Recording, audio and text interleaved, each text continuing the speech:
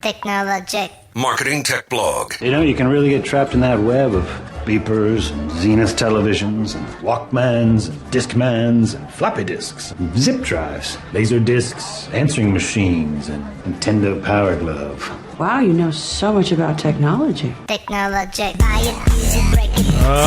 Testing. Are you guys ready for this? Listen. Listen to this. Oh, come on.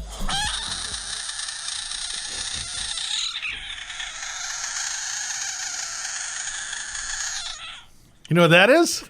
Annoying. That's a screaming frog. Oh. Thought it was a bird of prey. So we were talking about testing today, and I thought it was only appropriate because Screaming Frog. Yeah, it's a good tool. It's a good tool. It's a great tool.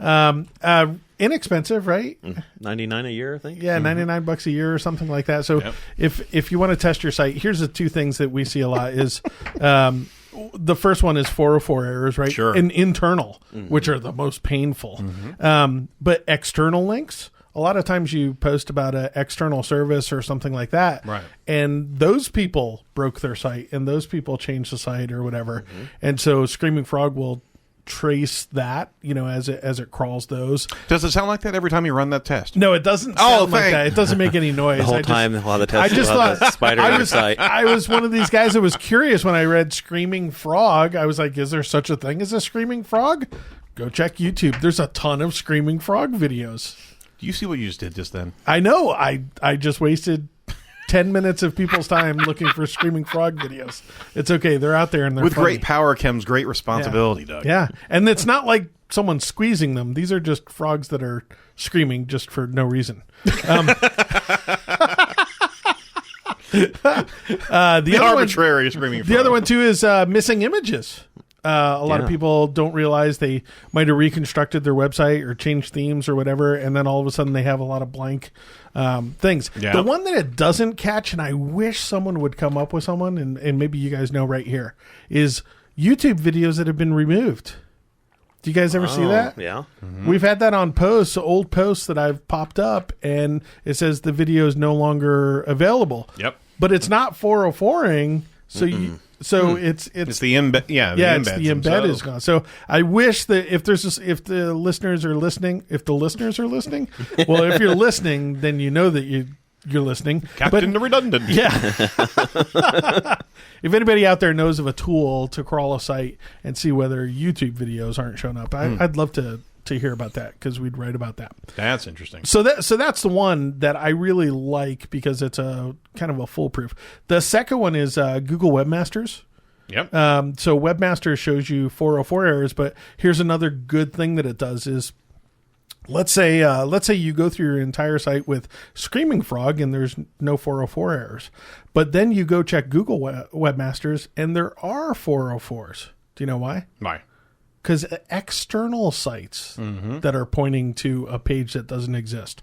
So sometimes it's just an accident. Someone writes an article about you, and we've had this happen on like really good sites. Like, someone wrote about us on like fortune.com or whatever, and they put the link wrong to the page. Yep. And so, I could try to call them and contact them and everything else to go update it. Instead, I can just create a add a 301, redirect on my site, that points people there. So, but you're also diminishing the value of that, as a little bit, yeah. But it's better than people just coming to a 404 page, right? Absolutely. So Webmasters, I would say absolutely check Webmasters and keep trying to fix.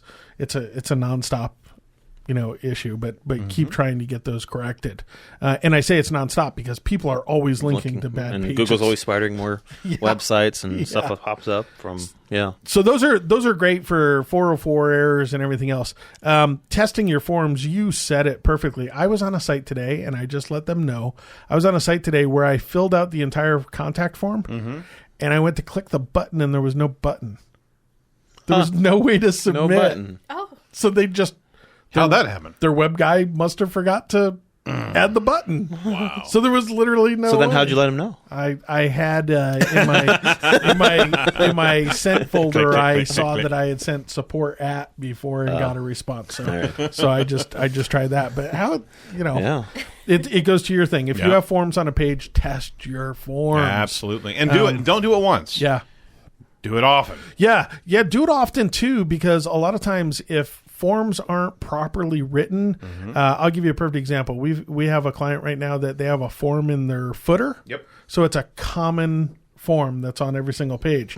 And then there was a page internally that was a subscribe form. Well, because the forms weren't written with their own proper naming convention, there was a conflict. And so when you would submit one form, nothing would happen. Yep. When you submitted the other, something would happen.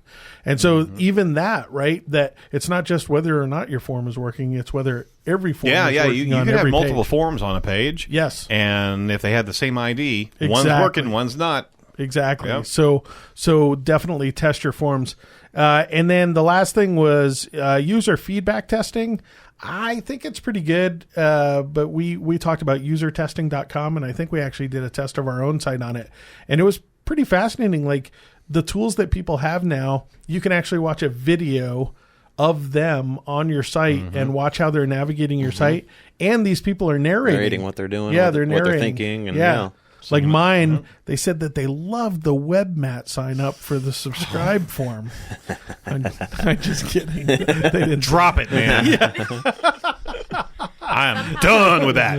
It's worked into every show. But here's the thing. Even that example, we had a pop up for we have a pop up for like an inbound marketing course, that you can sign up for Right. at marketingtechblog.com, since I'm talking about it. But this guy said, "Oh, there's a pop up for that's kind of interesting," and he signed up for it. No, he didn't. Yes. And but even that, it was honest feedback. Right. And he said, yeah, there's a few too many pop-ups here. And so we rejiggered the site a little bit and, and stopped that, constant barrage. But usertesting.com, if you look up on Google, if you do